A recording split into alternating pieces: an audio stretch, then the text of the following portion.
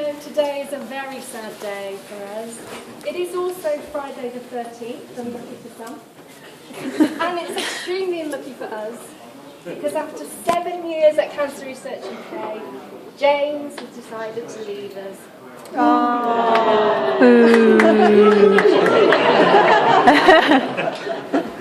Now, this might be a sad occasion for us, but it's an extremely exciting stage for James, because this time next week, James and his girlfriend Jenny are jetting off one-way tickets, very romantic, to start a new life in Vancouver, Canada. It is not coincidence that Trish has just come back from Canada. I had a word. She had a word. She knew I was coming over. Exactly. She had to get out. So, in those 7 years, I have only had the pleasure of working with James for 3 of those years. But during that time, he has made a considerable impression. He has helped us smoothly transition from Aggresso to Purchase Point. He has been our P2P champion and pioneer. He has sorted out all our project orders, and I know, because people have said to me firsthand, and I know you've received some emails, everyone is so grateful for everything that you have done for them. But I think what is a lasting impression for me, and I know also for Sarah, is last year in Hyde Park when you took the CRUK softball team to victory. Yeah.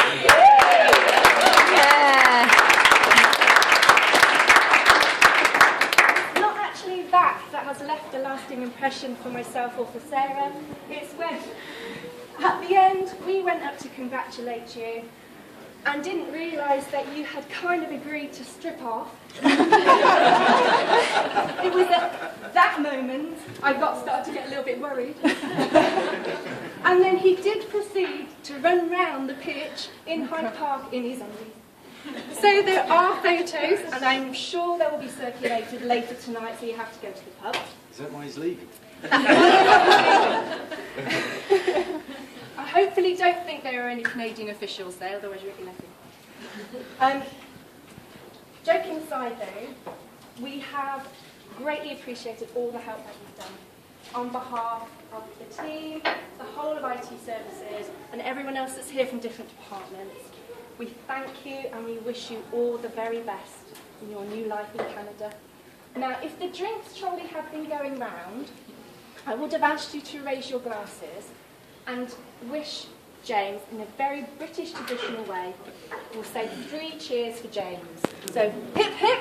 Hooray! Hip hip! Hooray! Hip hip! Hooray! We've also got your flat pack gift. I know that you can't take anything away with you. So, there you go. With our best wishes.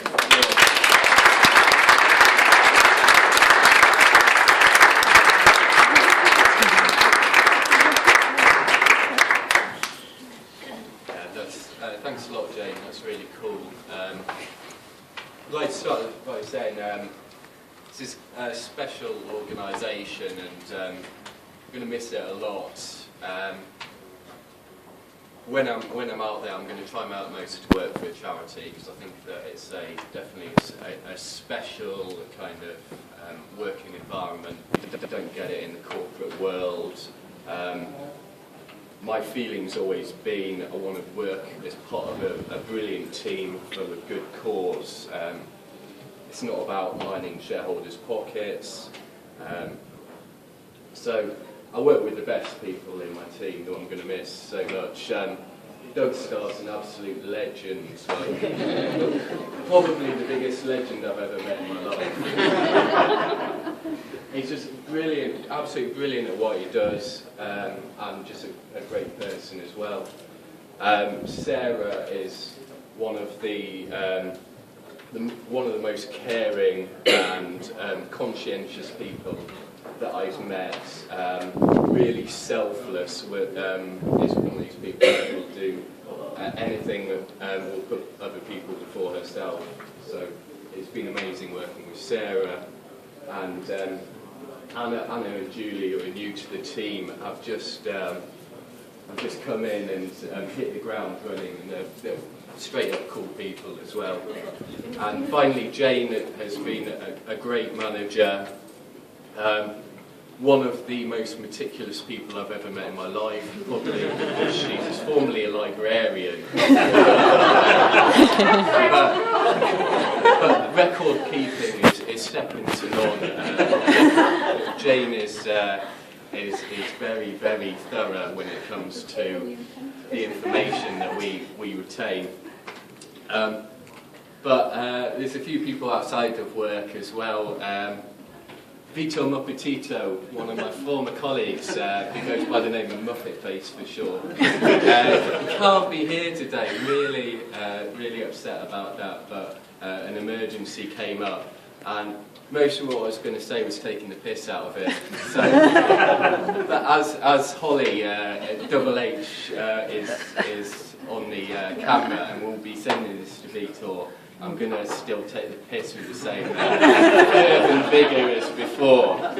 So, yeah, Vitor, he's been one of my great friends at CRUK, and he's probably the most valuable person at CRUK, because if you go and ask Vitor for some advice, you've got a problem at work, he'll give you his take on something. And if you do exactly the opposite to the advice that he gives, you can be safe in the knowledge that you're doing the correct thing. Yeah. So that was me. Some brilliant people in IT as well. Beans is an amazing person when she's not starting fights. Vince come out, we've had a few chats about ice hockey. I don't think I'm ever going to get into it. We've had some good chats down the pub. Yeah, I'm going to be going over to Canada to become a rock star. I think they need one, because as I've discussed with Trish, they've provided us with Bieber, they've provided us with Bryan Adams and Celine Dion. Please go over there and tell them to sort their music to. Okay, just a few stories about work, because I've enjoyed my time so much here, especially normally around Christmas parties.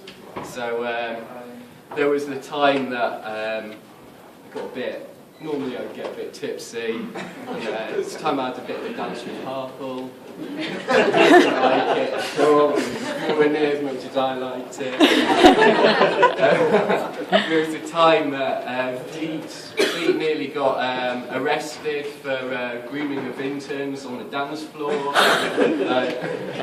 And there was the time that I fell asleep on my last train home and ended up in Hampshire. Spent the night at the station. It was bloody cold that night. But I was into work the next day, and that's the level of professionalism.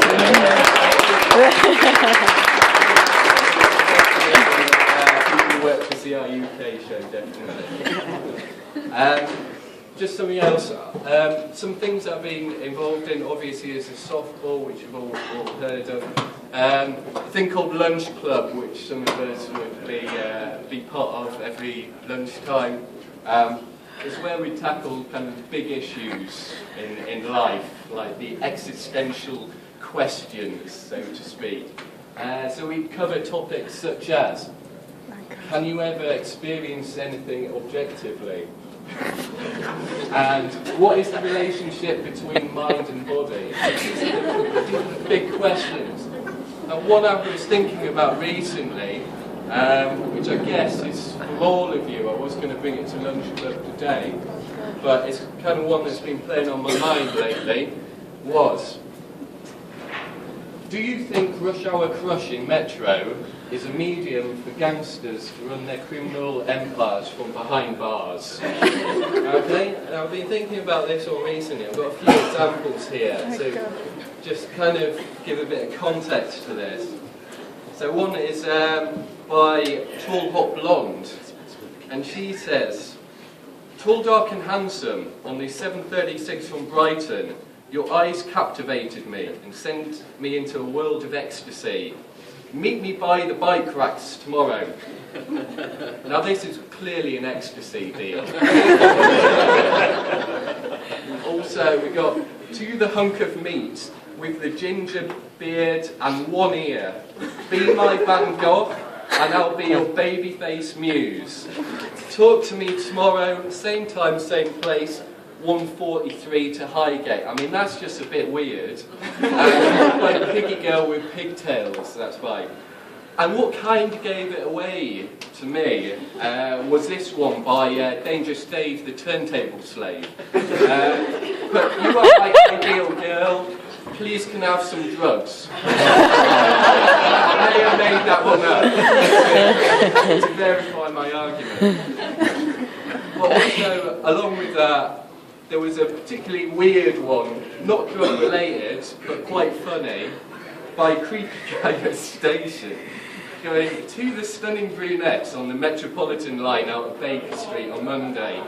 I wrote my number on a £10 note due to lack of paper and wasn't trying to solicit anything, but attempting to give you money. Really sorry about the confusion. Please forgive me. Now, if I was her, and I got an apology like that, I would definitely meet up with this guy. Okay, so, yeah, kind of finally, got my slinky, which I'm going to miss loads. I'm not taking my slinky to Canada. I'm going to be handing out to Amina, who's graciously accepted the slinky, so that's going to continue. I've also played a bit of chess on lunchtimes. Now, for any of you that think that chess isn't a chick magnet, I say to you that you're right.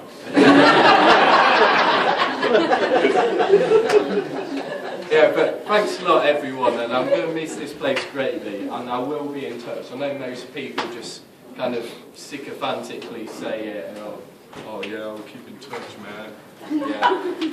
Yeah, I'll definitely do that. I mean, there's some great people here, some really close friends of mine. So, cheers.